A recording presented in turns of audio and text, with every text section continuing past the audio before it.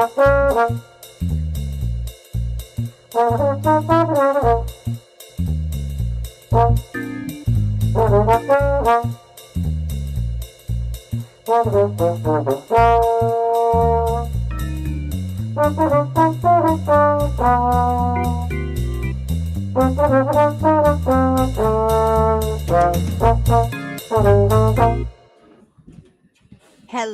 and welcome to. Hey, we like your pod. So, Dawn, a fun thing about the way how the setup is for us right now, we're not vanished from the screen when the theme song is running. Yeah. Is a thing I've always almost always done when the theme song is playing, which is like ghost trombone along with I'm doing the actual positions and stuff like that. I'm actually thinking the notes as I'm doing it. Now everyone can see me doing it. So anyhow, I love it. and I have an idea for a new song. I don't know if it has to be our theme song or not, but I'm starting to write lyrics. So I might be challenging you to write some more music. Interesting. Yeah. Based on, being a Packers fan, especially this season, and, some quotes and stuff. So yeah, I'm excited about it. Fun. And hello to True North. True says I don't blame Matt for hiding in solitary confinement. Yeah. I was gonna have my flag up. I was, and I don't, so I'll leave myself to blame. But yeah, still in the the stark background here of my basement. It's true. Well, I still have my banner up. Matt LaFleur and Jordan Love, not George, Jordan Love. I've been a little out of it too this week. I was definitely a win would have cheered me up, but thankfully I have other things in my life that cheer me up, so I'm not only 100% relying on the Packers to do that, because I would have been really upset. No one should ever let their happiness, be dependent on a sports team, because that's just a recipe for disaster right there. Especially for as unreliable as the Packers were this year. It's like, if we get into it here, Don, halftime, right? What was it, 21-3? And we're all like, yes, this is amazing, the tastiest thing I've ever seen. And then they're just like, well, that's what did I expect? Right. I think that was the reference that Tex Western made, if I remember correctly. His reference to Arrested Development. Don't you ever watch that? Yeah. No, but I heard him say that. It was apropos for sure. Well, I want to say this up front. The Packers did not lose to the Bears. Oh, that's true. That's themselves. That's 100% true. They handed them the season. They wrapped it up in green and gold paper, and they said, here, please humiliate us. That was fun. God. Absolutely true. Right. They had one job to do. And the thing is, okay, sure. I wasn't worried about the Bears. The Packers were the better team. Yeah. Now, clearly there's something going on with coaching and direction and whatnot, but they definitely were the better team, and that was great. And too bad that they couldn't, follow through and get this done. But I don't think it's all on execution. Sure, execution is part of it, but I hope that the players aren't all feeling like this is just us, because I spy some organizational problems at the Packers. I really do. It's Agreed. just, I've been wondering about it for a long time, and yeah. No, me personally, are you on the fire Matt LaFleur train? Absolutely not. No, not at all. Good. Yeah, I was going to say, let me talk you off the ledge if you are. Not at all. There was a video clip that Mina Kimes had out from her podcast with Dominic Foxworthy. Oh, yeah. Dominique. Man, one of the two. Let's go with Dominique. That's just with Dominique. That was so good because she summed up looking back, watching the game again after it was over, she was like, the Packers it wasn't really Matt LaFleur's fault per se that this happened. They just were being dominated in the trenches after the half, so they couldn't get their run game going. And so they're trying to pass more than I think we both thought, at least myself, thought they were, because watching the game, I was like, stop running and it's not working. But then they ran it a handful of times in the second half. So trying these passes that weren't working. And it's just, what can you do? This isn't about, Matt LaFleur turtling or something like that necessarily. Mm-mm. And in the end of it comes down to it, people keep saying he'd be such a desirable candidate if we let him go. I think it's absolutely true, because he's a brilliant play caller. He can get a quarterback looking amazing. He revived Aaron Rodgers' career to 2 MVPs. I'm just parroting Mina right now. It's like not my own thoughts. I have to be really clear about that. But she's totally right.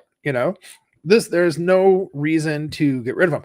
Other changes need to be made, like you're saying, Dawn, like in the organization. I'm curious, what are your thoughts on that about the organization? Or what specifically did you mean? Well, to me, as a person who looks at like business and organizations, it seems like, just in a very general sense, it's about decision making. So if you look at any organization, if something, and it's clearly a pattern. This isn't the first time, okay? And it was very obvious, and it's not all on the offense either, because really, I think this game and several games were on the defense, on the defensive coaching. And I felt like the coaching did not put the players where they needed to be successful, or at least have a good chance, or at least not do that. At least not do that.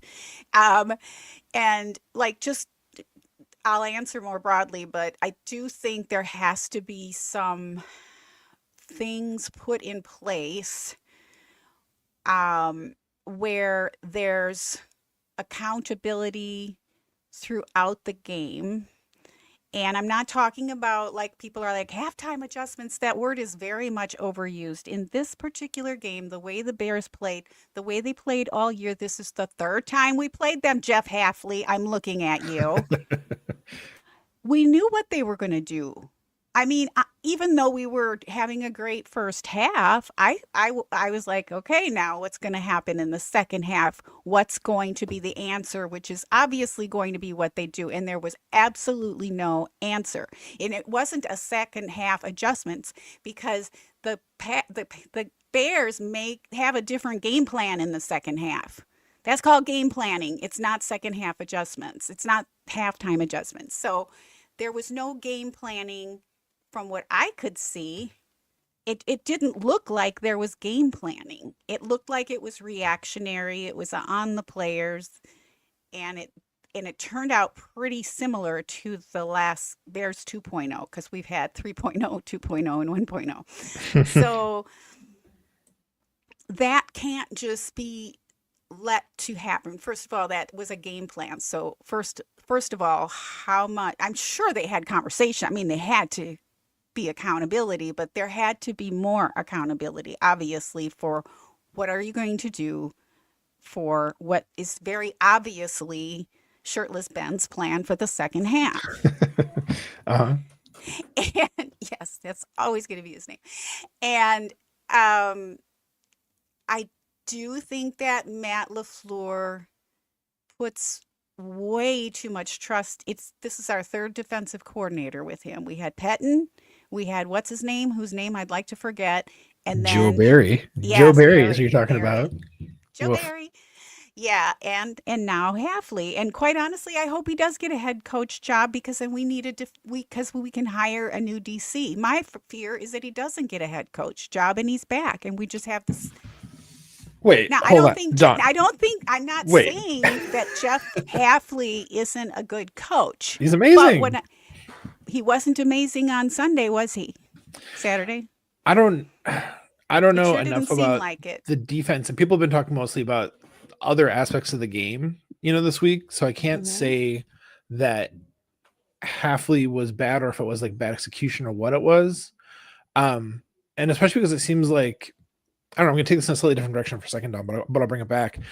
The thing that a lot of people have been talking about, and we'll get to it in the superlatives too, is that all the assistant coaches down the line are not very experienced, don't have from within. It's all the promotions within, and like promoting somebody to wide receivers coach who has never really worked with or been a wide receiver before, like really ridiculous stuff like that, silly stuff. Exactly. That's like, what did you expect was going to happen if you don't get people in those positions who know what they're talking about and can teach the fundamentals and get them doing the right thing. But so, like, is it something along that level, like failed, I'm the sure people on the defense, or was it Jeff Halfley making mistakes? Like, I'm sure there's merit to that, but I also feel like it's Jeff Halfley, but it's Matt LaFleur because it's Matt LaFleur's job to make sure that Jeff Halfley was set for that game. And if Matt LaFleur is both OC and in calling the games too, not just planning but calling them, how much is he overseeing what Halfley had in mind and Bisaccia? So Matt LaFleur, I am concerned that he's spread a little too thin and that we need a head coach, and it's probably Matt LaFleur. I think it's Matt LaFleur can do it. I just feel like he's spread thin. He appears to be spread thin. Just look at him from how he looks from when the game starts until when it ends. I mean, he looks spread. I mean, you can see it written all over him. And then, this thing about Bisaccia being special teams and the assistant head coach, that needs to stop. Just from an outsider looking in, I don't know, but it just seems like right there that there's too many people. Now, Halfley only has one job. So he's not like assistant head coach in this, although he might have been busy interviewing. I don't know how much was he busy, interviewing, but I can't believe he doesn't have the brains and the talent to know that he had to plan differently for the second half than he did apparently in this game. And based on, again, the fact that this is the third time playing the Bears, it's not like we never played this team before. Yeah, that's true. There's a lot of familiarity. So I felt like it was inexcusable. The offense really only had to hold ground. It would have been nice if they could have scored, but we had a three play lead was, what'd you say, 21-3, so 18 points. 18 points, yeah. A three score lead, 3 possession lead, yeah. Yes, 3 scores. And so, but that's like almost 3 touchdowns. That's not even at 2 touchdowns in a field goal. You would almost need 3 touchdowns for that, or 2 touchdowns and 2 field goals. That's a lot that the defense could have held them to. And so I don't feel like it's all on the offense. I do believe that the Bears' second half plans are very obvious, and I don't believe that Halfley, LaFleur, and everybody there aren't smart enough to do something about it. That's why I'm just saying it seems organizational. It seems like an accountability weird thing. I feel like maybe LaFleur is spread too thin, possibly.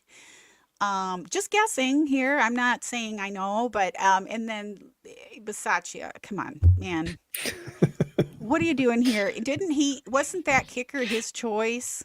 Didn't he bring him in from the Raiders? Yeah, so come on, man.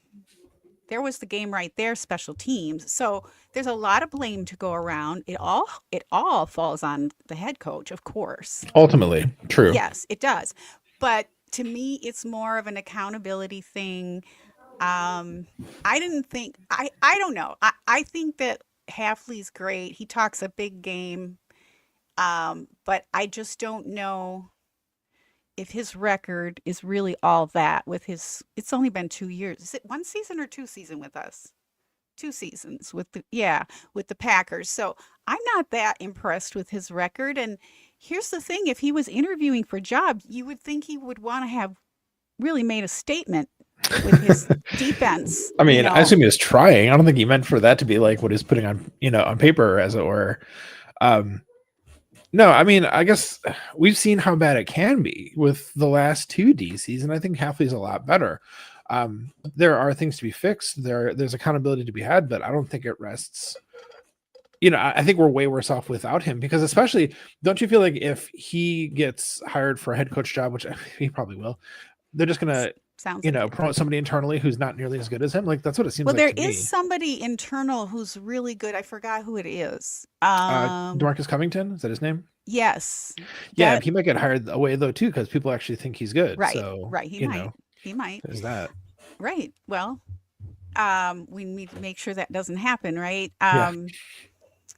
So it's true, but the fact that we've had 3 DCs in a row, that tells me again that this is more of an accountability management, like decision-making tree issue, that something's gone awry there, and it's persistent.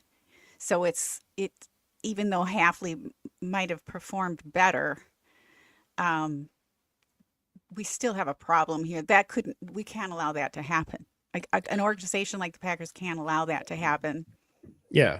Yeah. Yeah, for sure. And I think, in terms of like systemic issues with the organization, you really see that in special teams and how they handle that and the way I mean, I'm not going to say they're giving it no attention, but it seems like compared to any other team, they must be giving it much, much, much less attention because it's been such a problem for so long. It's like, why aren't you fixing this?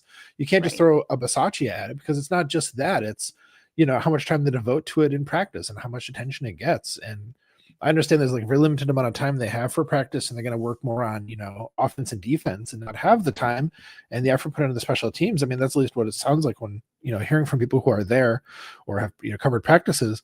But what do you expect is going to happen? That's the theme for me today. What did you expect? Yeah. And there's something going on organizationally. And it's not new, and it's really glaring because this team, it doesn't explain everything, every loss away. I'm not saying that, but it seemed to really be spotlighted this last weekend. Yeah. Because I think the fact, I'm going to say this again, this was 3.0. We've played this team before. We're familiar with his coaching from the Lions. I mean, it's not like it's even a new coach. Come on, man. Ben Johnson didn't drop out of the sky this year. Known quantity. Very much so. Division. It's just like that I would have been, I mean, a close loss would have been heartbreaking too, but it just was it was just an embarrassment and I don't think it was the team. I don't think it was all on execution. That's all I'm saying. It was just more, we haven't been able to because we have talented coaches. So it has to be how the coaches are being held accountable internally and to the team, and to one another. So something's got to change, and I hope it does. Definitely. So, I'm going to kind of like, go ahead. I was just going to say, since it's internal, we might not ever know. Right. That's really true. Yeah. Yeah. And I was going to say, I feel like I can't talk about, I can't say things I want to say about this without like getting into what my superlatives are because they're about this stuff.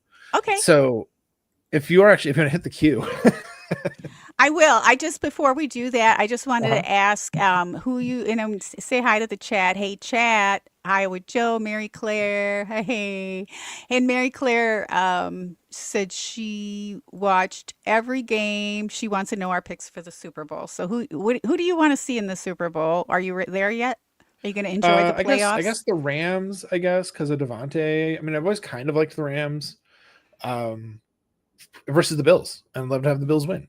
Rams and Bills. There it is. That was on the spot, Don. I hadn't thought about it at all. And there's my answer. Oh, that's cool because that's very close to my choice too. I would love to see the Rams and the Bills. It'll probably be the Seahawks and the Bills, but I would love the Rams. Regardless, yeah. Yeah, but I'm really hoping that the Seahawks quarterback, whose name is just escaping me right now, just does his usual Sam Darnold. Yeah. It does his usual Darnold. I think that would be so funny.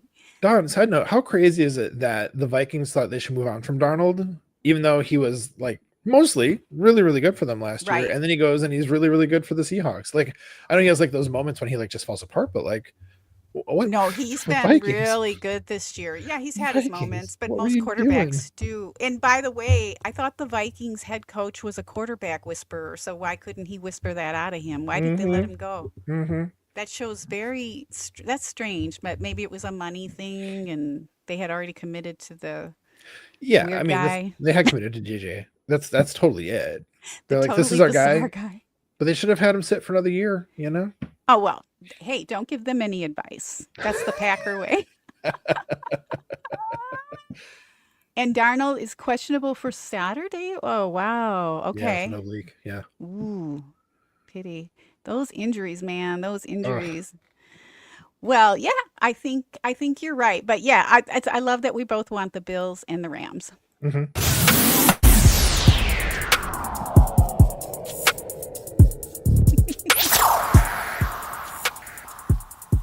It's time for this week's superlatives. Well, I can tell, Maddie, that you have a lot of superlatives that you want to share. So get us started. I mean, I have three, but I'm really excited about them.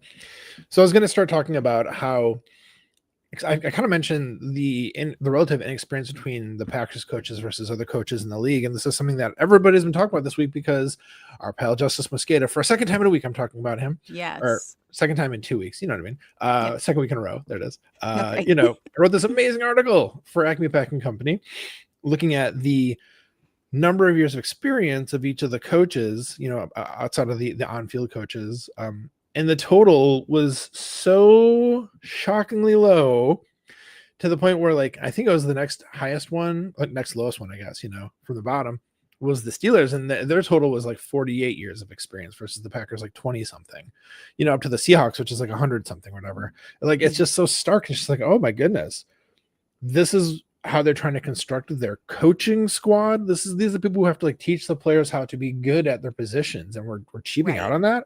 Right. And we wonder why we can't get over the hump and why we can't, do well in the playoffs. Like, come on, the staff isn't equipped to set up the players to be successful at a level they need to be, to be competitive with the other teams.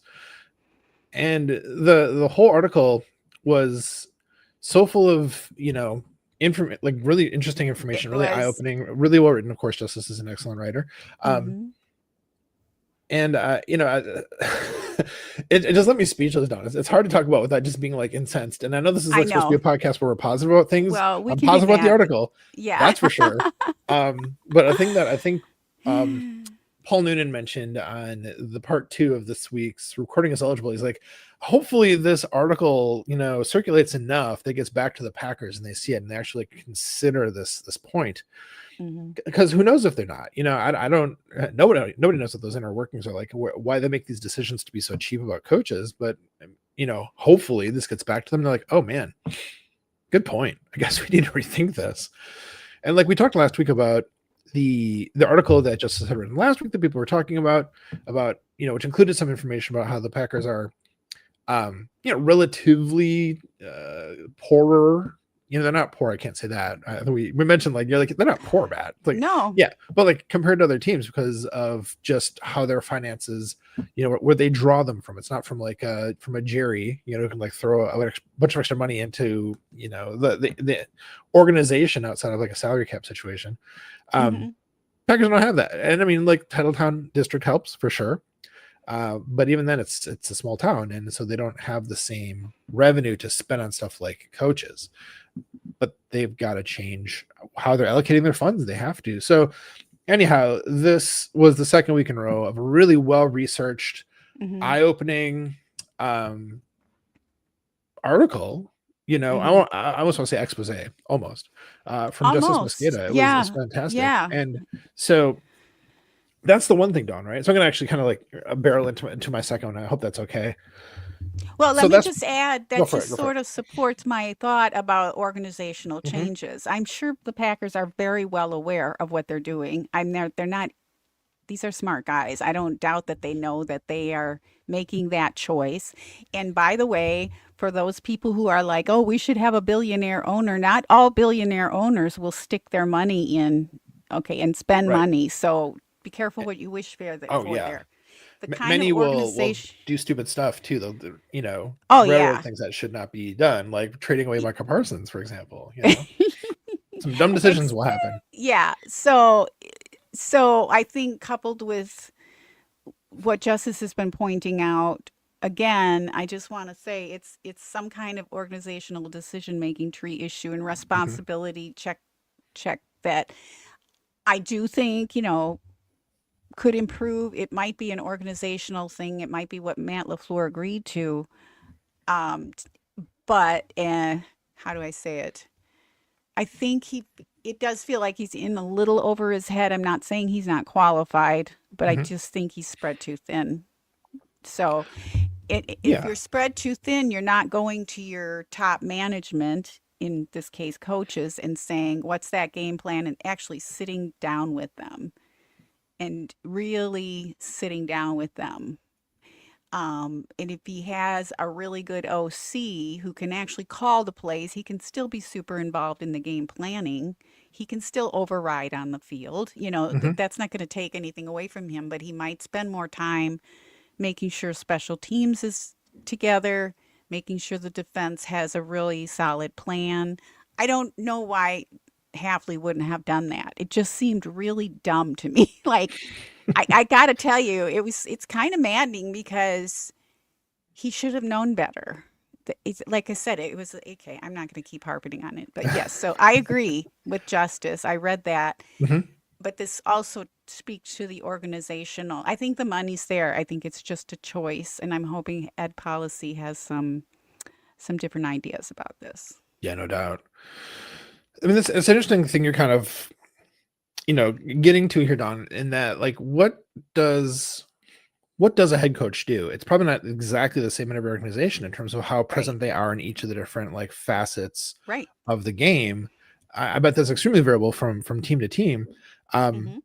and with Matt LaFleur, he's such a good play call and such a good offensive mind. Like, you wouldn't want to lose that, Mm-mm. for some No. other head coach who could maybe be better at, like, from the outside perspective, right? But be Mm-hmm. better at managing the team and not just the offense. But for all we know, he is doing a good job of being present in all the other different facets, all He different is. phases. We Mm-hmm. don't know, but you're right. What it looks like, the way you're describing Well, it, is what it looks public like to me. facing. Right. Yeah, that's what it looks like to most fans. I think that, like, yeah, he's Mm-hmm. focused on the offense and let Jeff Halfley do his thing, because Jeff Halfley can, Should be because he's able to. good. Right. Should be able to. Should be trusted to. Despite some perhaps poor decisions on some of these games. But overall, a good track record. It was good defense for the most of the year. But suffice to say, my point is, if we could bring in the Dolphins coach. He's got one of the Irish names, so I can never keep. Thank you, McDaniel. Mike McDaniel. Yeah. Yeah, Mm-hmm. those Irish names. Um, I love that. I if we think had that him would as the be. OC and he could take Mm-hmm. over much more of the play calling, and Matt LaFleur could work with him on the strategy and the scheme, and even a little bit of like Absolutely. sequencing during a game, but could be able to give much more attention to the other aspects of the team. I think that'd be amazing, and they're friends, Right. which is great. Mike McDaniel said that I'd Matt be LaFleur elated. saved him, Yeah. like back in the day, Mm-hmm. like, because Mike McDaniel was going down like a dark path, and Matt kind of like Yes. pulled him back from it back when they were both like, Yes. what, like with the Falcons, is it they're with like forever ago? I can't remember what team, but yes, I do remember the Falcons or the story. And it's Commanders a or really someone? beautiful story. It Yeah. is, yeah, It yeah. and They and talk about those it on kind the of stories are what tell me that Matt LaFleur is really definitely head coach material, because good those are point. the kinds of yeah, characteristics that I was going to actually look up what a head coach really does. I think it does vary from team to team, Yeah, but it's a whole lot, and that's why and I did look it up a while back. It's a whole lot, and I think a yeah, lot of people don't realize how much goes into it, and that's why I'm saying I just feel like two people at least are spread too thin. Bisaccia, who by most accounts was a good special teams coordinator, and Matt LaFleur, who by every account is an excellent OC coordinator. So, or play designer and play hmm, caller. So to me, it seems kind of glaringly obvious, and all these other things that Justice and others are bringing up, and who else had some good insight on that is Andrew Mertig too. So we should probably spend a hmm. lot of time talking about this on the off season. What else Yes. should we do? So what's your next one? Sorry, I took over. No, it's quite all right. It's better, it's a discussion, Don. So, barreling into my second one, and thank you for indulging me. So that first superlative for me was like best, what I say here, best breakdown, right? Best breakdown analytical was Justice. Best breakdown emotional was Mm. our guy Mike Daniels. Mm-hmm. He is has a good relationship with our friend Jimmy Christensen, and so Mm-hmm. Mike Daniels just kind of out of the blue message Jimmy, was like, hey, I gotta get some off my chest. Can we go live for a minute? Like, can I just like talk about some stuff that I need like Packers Nation to hear? Which is Ah. amazing. Like, can you Yeah. imagine Mike Daniels like texting you that? That's so cool. Yeah. Yeah. Jimmy's so cool. So anyhow, it was Love Jimmy. basically Mike had told Jimmy, like, I just need like 20 minutes. It was over an hour of basically Mike Daniels like just ranting about his frustrations about what he sees in the Packers. And I think, you know, I think he had a lot of good points. So I'm going to highlight those. I'm going to highlight the things I thought were really good. He talked a lot about the sort of mindset, you know, like a killer, you know, a hatred for your opponents that he thinks is lacking in the Packers. But you see it in the way how, you know, Ben Johnson, Shirtless Ben. you know, with his like F the Packers stuff, his like anger and his bile. Yeah, it makes him look like a small, like weird little brother. But like at the same time, his team is picking up that attitude. And you look at, you know, Dan Campbell with his like, we're gonna bite the kneecaps, and his, you know, whole like aggressive URA stuff. Like it didn't work from this year, obviously, but you know, they've been successful for the last couple of seasons. I think due in part to like that sort of, I hate this phrase, but like culture setting, you know, the tone that those head coaches, and this goes back to like, what does a head coach do? Establish a tone, I think, is an important part of it. And like maybe behind you know, closed doors and practice and whatever else, maybe Matt LaFleur is more like fiery, but he just comes across as so like, you know, chill and cerebral, right? And not like somebody's like riling them up for battle. It's like in the Lord of the Rings, there's a couple spots where like I think even especially in the last one where Aragorn has to like pump up the soldiers from just before battle, and like the speech goes on, and you're like, yes, this is awesome. I want to go to war for Aragorn. I want to get out there, and you know, like it gets you pumped up. Like I don't imagine Matt LaFleur ever doing that, you know. And so, how do we? Well, I don't know. I'm going to push back on that because you see him in the locker room after games, after wins. And you can tell tell the rapport he has with the team, and he gets pretty. He's out there. I just don't think. I just don't think we see it. I don't think they're filming it, like the Bears did, and you know, sometimes I think the Bears intentionally. That was like a total planned moment. Yeah, it was. I mean, that was corny as totally hell. Yeah. So. But I think Matt LaFleur has that in him.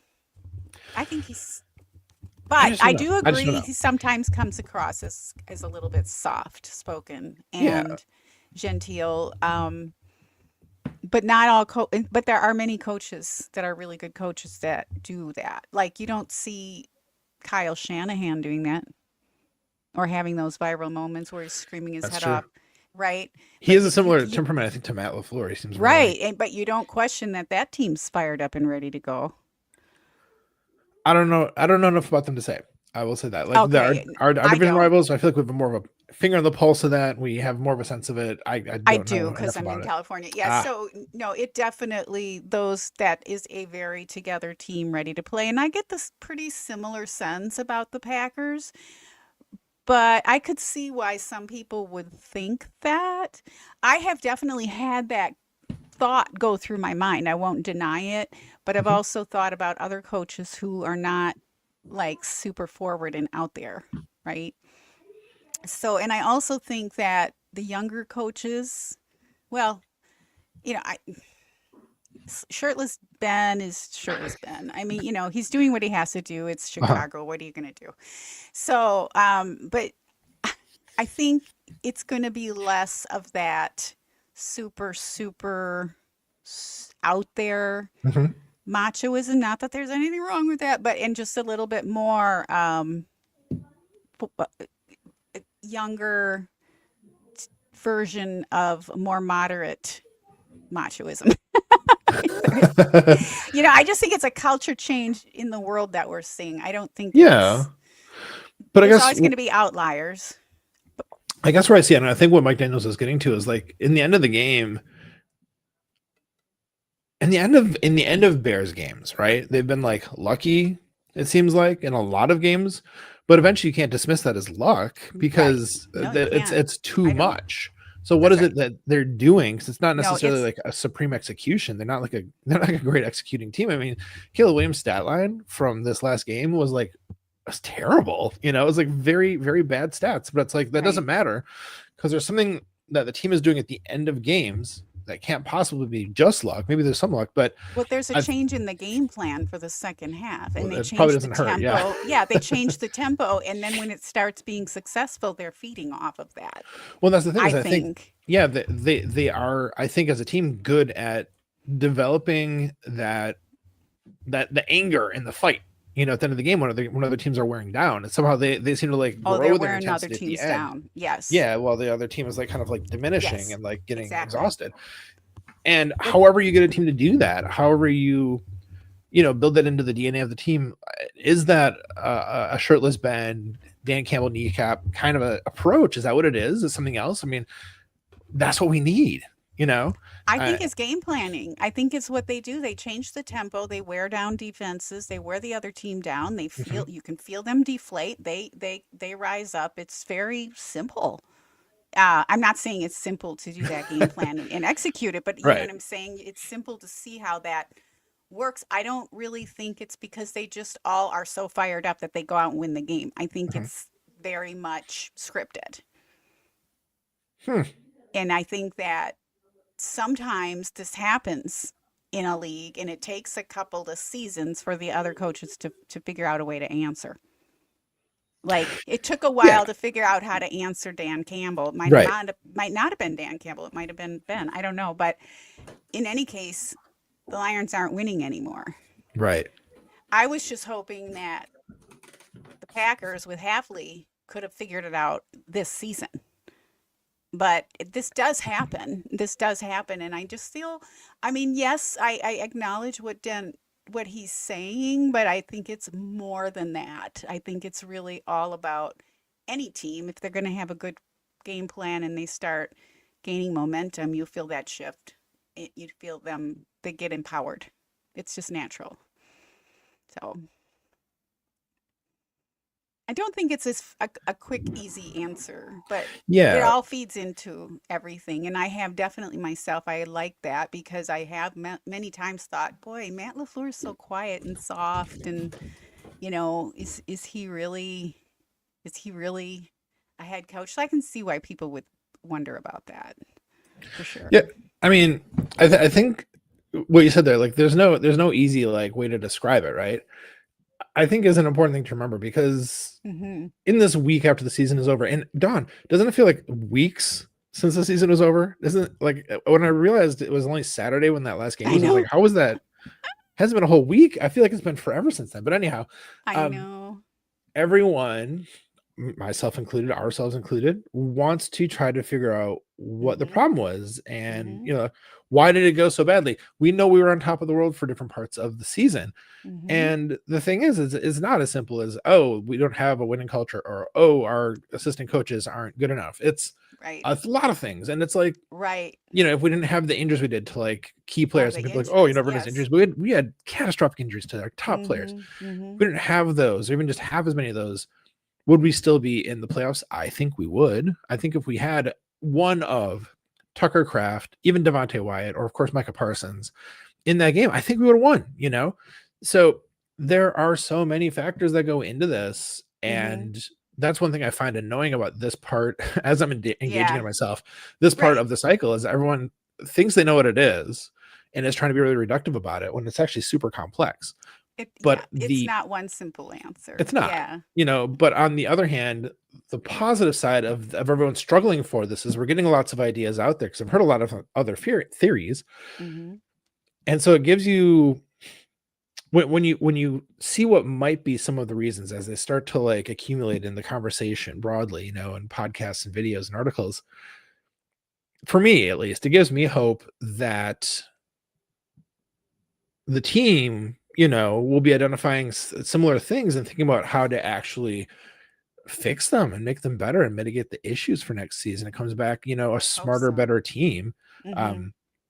Because the problems with the team this year, I think Andy Herman was saying today, the game itself was a perfect microcosm. It was with Paul Farrington, a perfect microcosm of the Packers season, and that it started off really good and started dwindling at the end. And even there was like this like spike of like optimism with Matthew Golden's touchdown, which I haven't talked about yet. How great was that, Dawn? It was wonderful. Yay, his Matthew first Golden touchdown, finally. Yes. Had a playoff game and he earned it.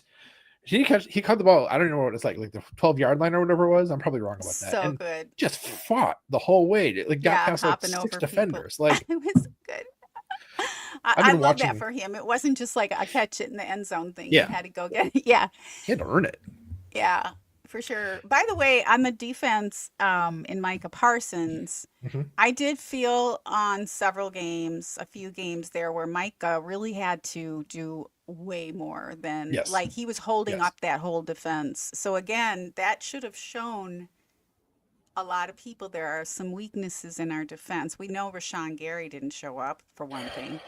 What a So, disappointment. right. So again, it's a combination of things, but one player shouldn't be holding up the whole squad on his Yeah, back like that. yeah, And I that's agree. probably why he got hurt. He overused and I don't know. But so anyway, just another thing that isn't that gave us a signal that's it was a little scary with the defense. It wasn't perfect this year. It could have been better. It should have Yeah, been better. yeah, Yeah. should be better. I agree. Hmm. So anyhow, before I relinquish the floor for your superlatives, just to quickly kind of sum those two up, Yes. there are, like I said, many theories people put out there for what Hmm. happened to the Packers this year and why it didn't work out. Yeah. But in the end, I felt like Justice's writing about the coaches and their experience, and Mike Daniels' fire about the demeanor of the team were the most compelling ones. Were they the most Mm. accurate? Were they the most like the best ones to fix the team? Like I don't know. I think Justice's is one of them for sure.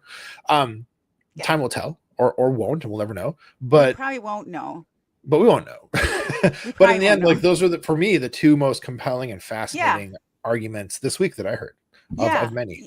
Yeah. It's where you gravitate. Yeah. And I tend to gravitate to Justice's writing as well and his Yeah, thinking. I read that and I did not catch Mike Daniels. I will. you should watch Um, it. It's a good I listen. will with Watch, Jimmy for listen slash sure. watch. For sure. So I have a couple of quotes. I just thought Mhm. it'd be fun. Best quotes. These are from players. So Oh, from Javon Bullard. I don't know if I you've know this heard one. him. Yep. Go for it.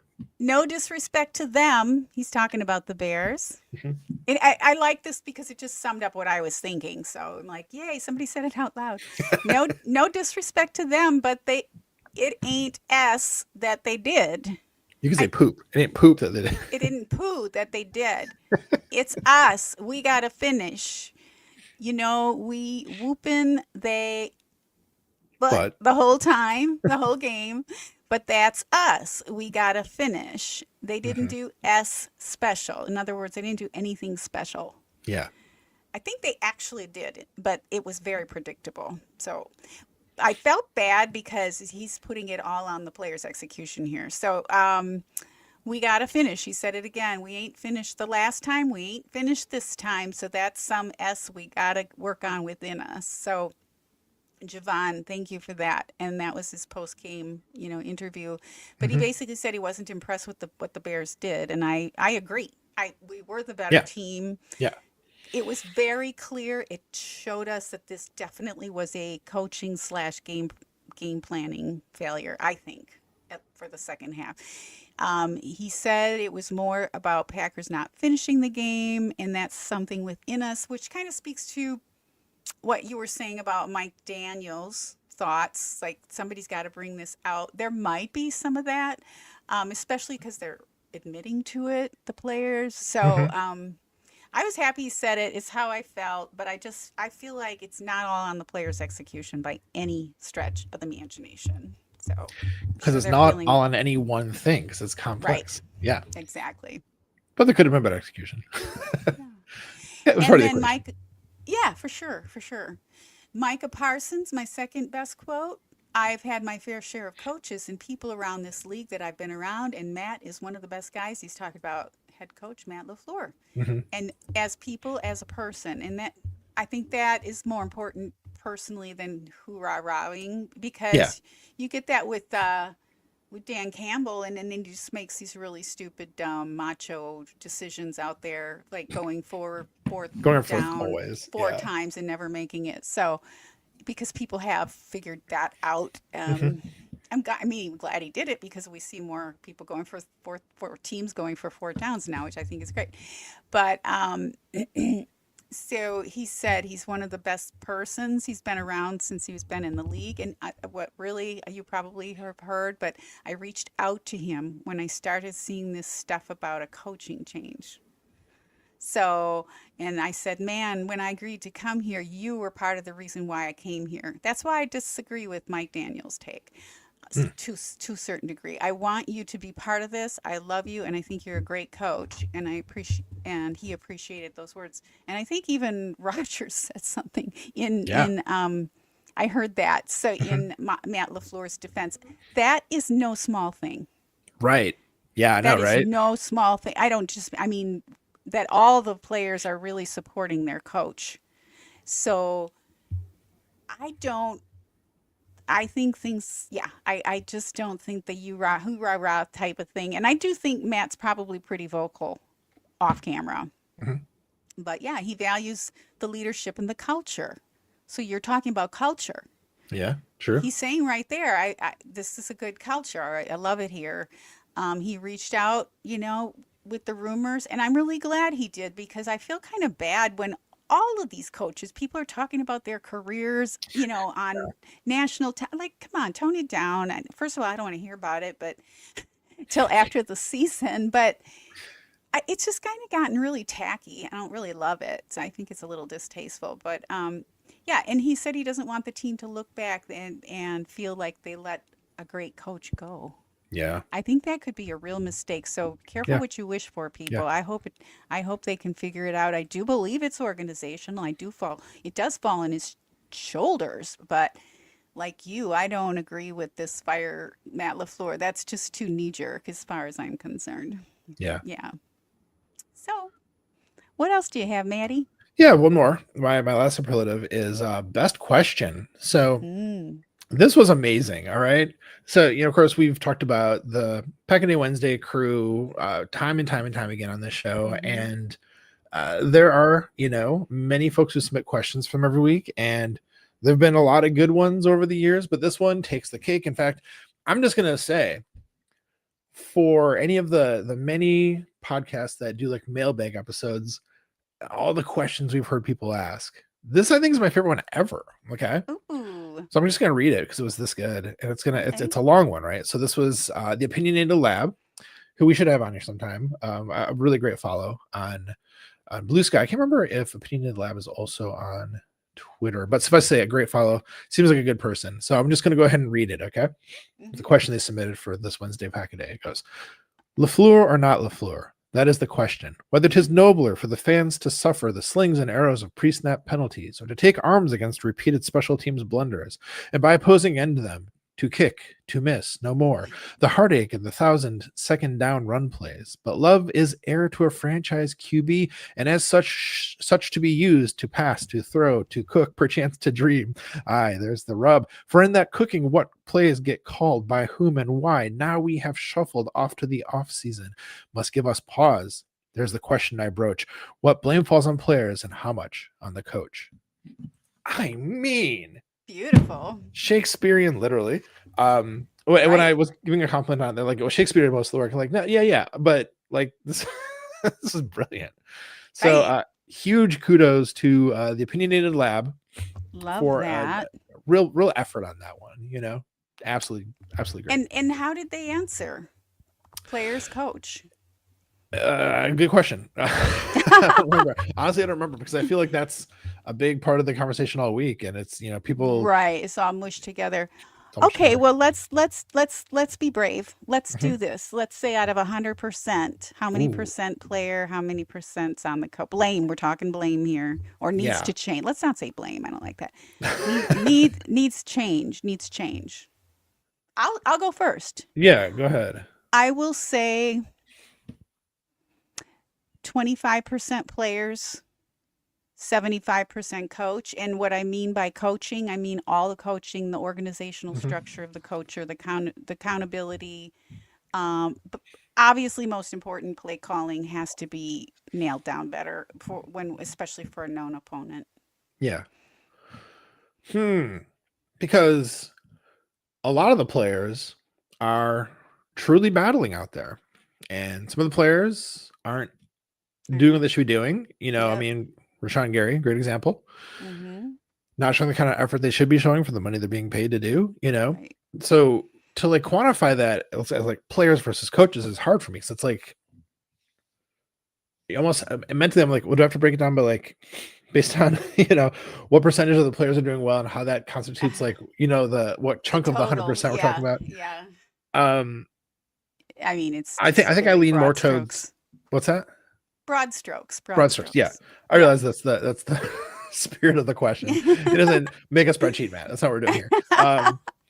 I think I would put it more on the coaches, but the Mm-hmm. broad coaching structure, like you said, and all the Mm-hmm. stuff that Mm-hmm. Justice has been writing about, I think I put it more there, but maybe not as much as you are. So I guess if I had to put into a number, I'd maybe go 60-40, I think. No, Because like that's still a majority. yeah, oh yeah. I mean, For because the players sure. who are stinking it up are stinking it up, Mm-hmm. and sure, almost nobody's be consistent from week to week. So like, there's, Mm-hmm. it's going to be that's what's on them. Like, even though they can't be fully consistent, that's still Mm-hmm. what they're not executing when they're not. But the coaches, it's got to be better, Well, top to within the bottom. players, it's like, how much is it effort? Because really, when Mhm. I say players, it's like, are they trying? Are they Yeah, actually and how much of it is a coaching problem? right. How So much are they that's being why I taught to gave do it their thing right. well, their stuff well? Yeah, That's why I gave more to coaching because I think I don't think most of the players are just like not putting out effort.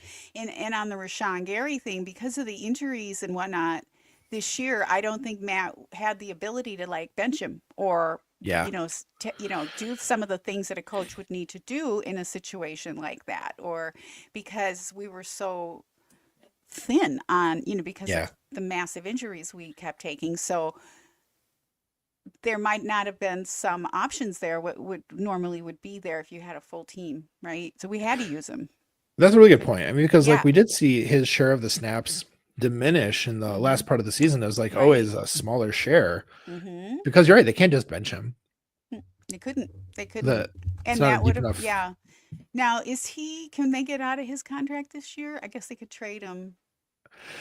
I don't think anyone wants him. I don't think they can Yeah. trade him to anybody. After this year. I think it's Yeah. just going to be cut him and eat the dead cap. I think is what it's going to be. I don't think he's going to Yeah. be back next year at the Packers. I'd be Yeah. shocked. It's crazy how He was good. something must be going He used on to be behind the good. scenes. I just always think, I mean, he's not just being lazy. I mean, come on, something's going on, but who Yeah, knows? there's probably some injury stuff that he hasn't talked about. Didn't that happen last season where like at the end, or was Kenny Clark at the end of the season was like, yeah, I've been battling through like a broken ankle like for most Oh of the season. man. So like that's true. That kind of stuff does happen.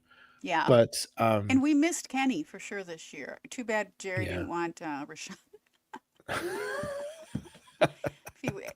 We probably thought Rashawn was more valuable because it he should Seemed have like been it. more valuable. Yeah. So yeah. Seemed like it should have been. But if it had been Hmm. Lucas Van Ness eating all of the Rashad Gary snaps early on, Hmm. whew, whew, we're Hmm. great. Um, yeah. You got me really thinking about this again, Don. I mean, Hmm. a thing that I live by is that if students are getting bad grades in class, it's not the teacher for being a bad teacher, and giving bad assessments of what's, been taught to them. Their needs. So Yes. if the players are doing bad on the field, like, okay, well, they're professional athletes, so they better be good at it in the first place. But the coaching makes a difference. The position coaches make a difference. We The saw game when plan Stanovich was makes a in charge of the O difference. line. What's that? Hmm. The game plan too Yeah, yes. can When set Stanovich them was up in for charge of the O failure. line, they were so Hmm. good. Then he got promoted, and they really were not remotely as good this season. So Right. if you have somebody good at that thing, teaching them well, getting them ready for games, that's critical, and that's going to affect their ability to be successful. So Hmm. I think about this a lot now because that's my job to think about this. Because if there's Yeah. intro to biology, if there's a bunch of bad grades in the class, then I'm sorry, we need to look at the way how we're teaching the class. This Yeah. isn't like an inherently a class that should have a lot of failures. Like that's Hmm. silly. That's bad pedagogy. So Hmm. I guess you're talking me more towards like a 65-35. Okay. Okay. So you've changed your A little position bit. a little bit, Just a just a little bit. little bit. Well, good night to Mary Claire, and Iowa Joe. Yeah, no corners this year.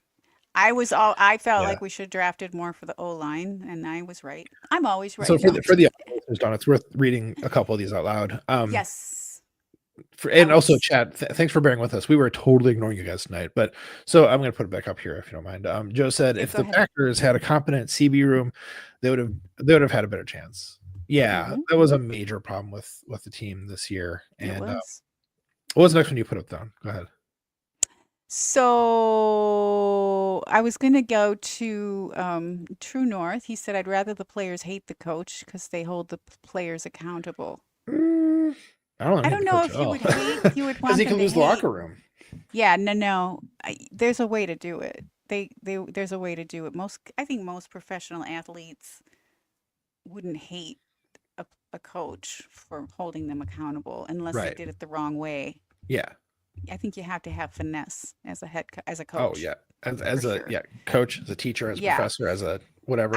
Yeah. I think it's very natural to be like, oh, because again, I've had the same thought.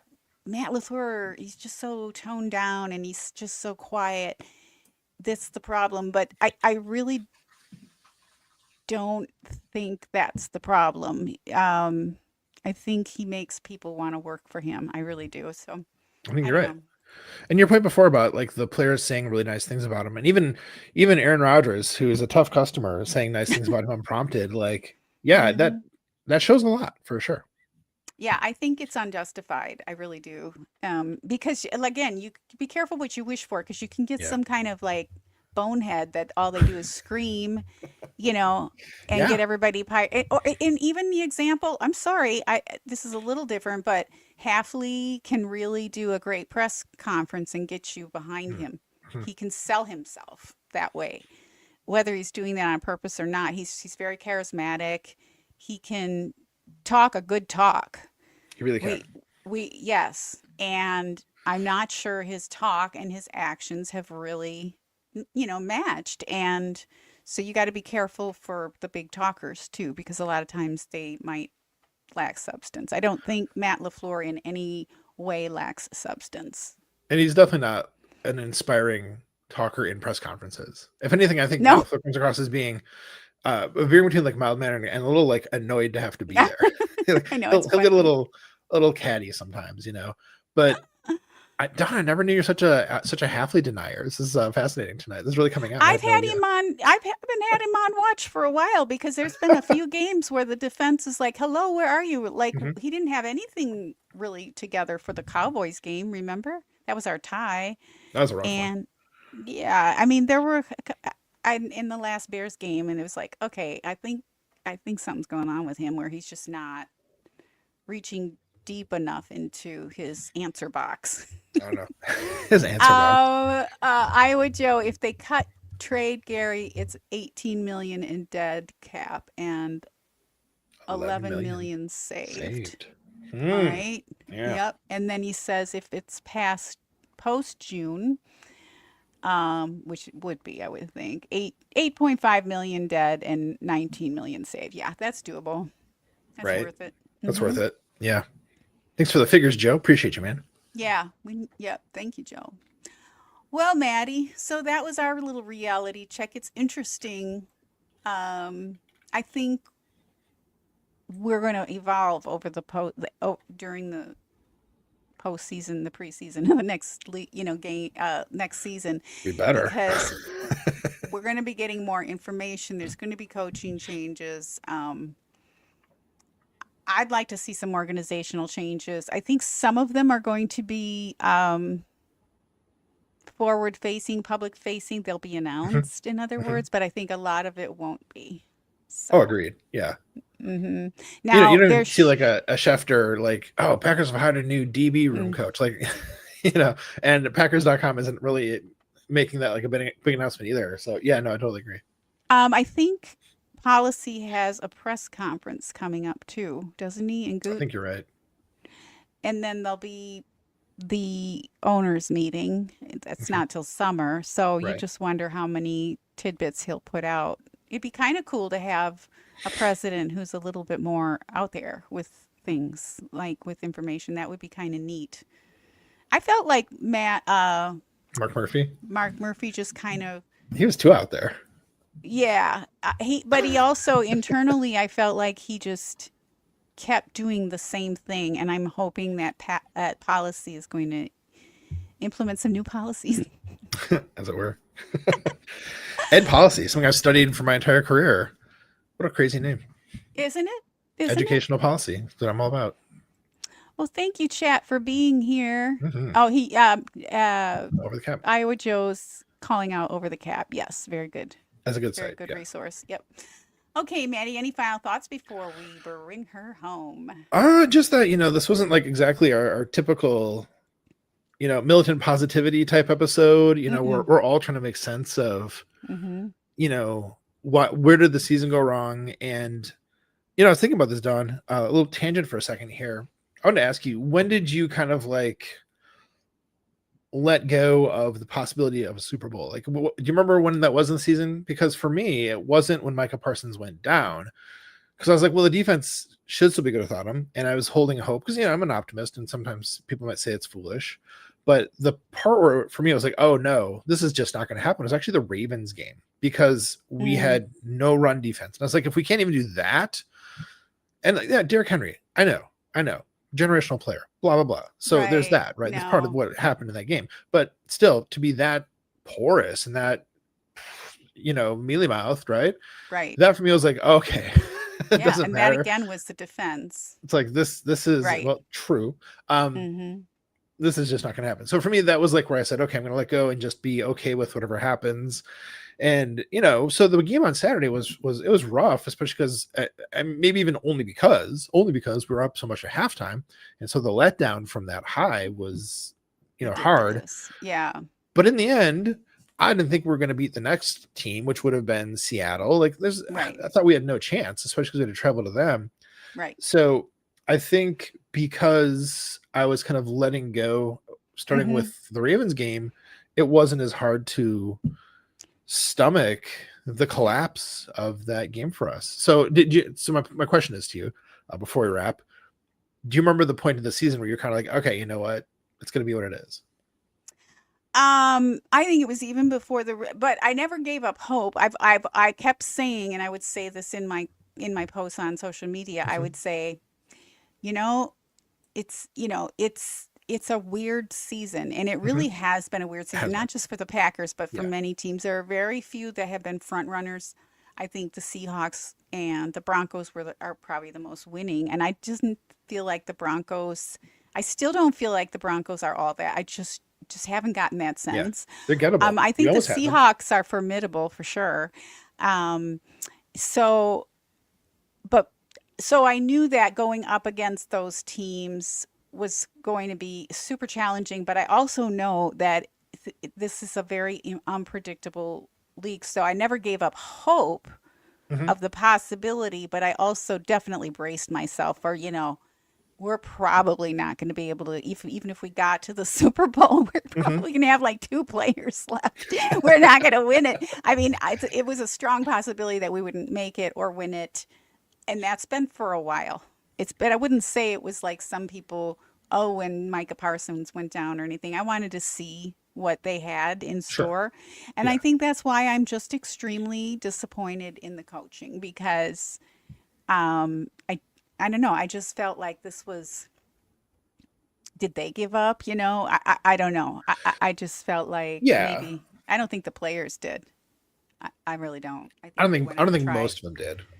There might be some that did, but that's true because it's like if you encounter adversity, it's up to the coaches to like figure out how to steer the ship and compensate and move on. And if we don't have coaches that can do that, that's pretty much in the coaching.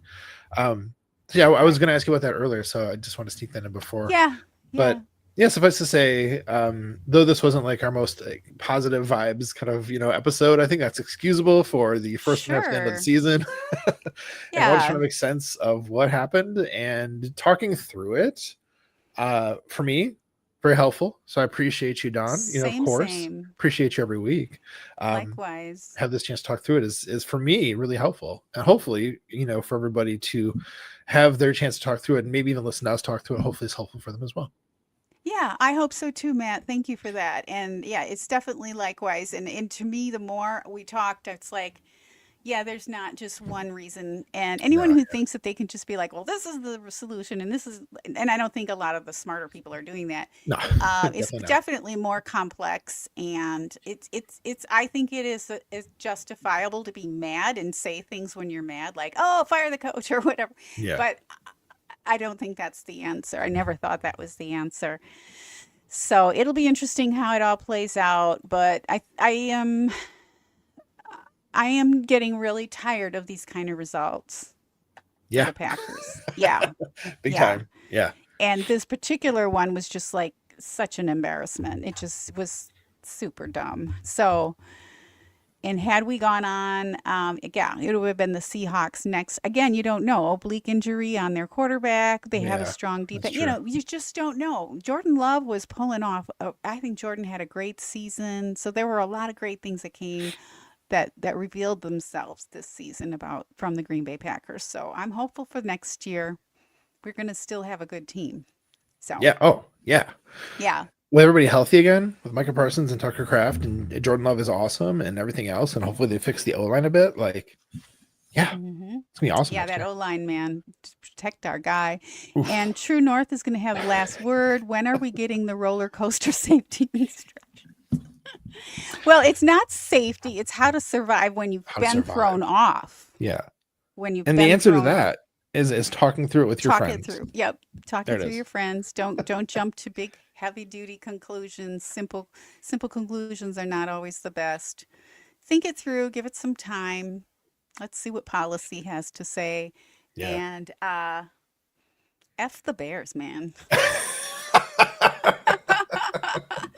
There it is. Oh God. That's the clip right there.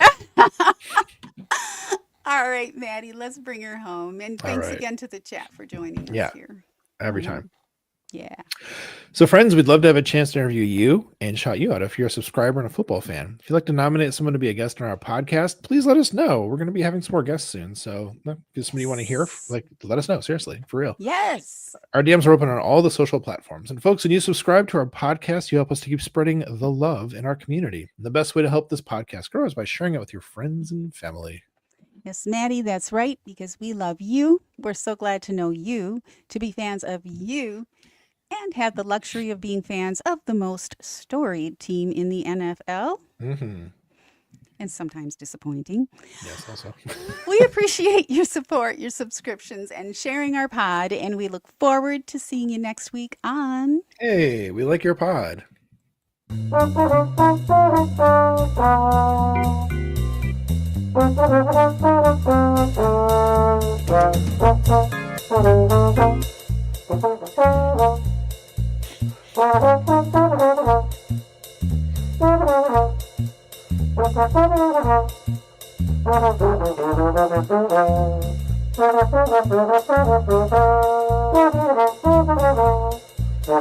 Thank you.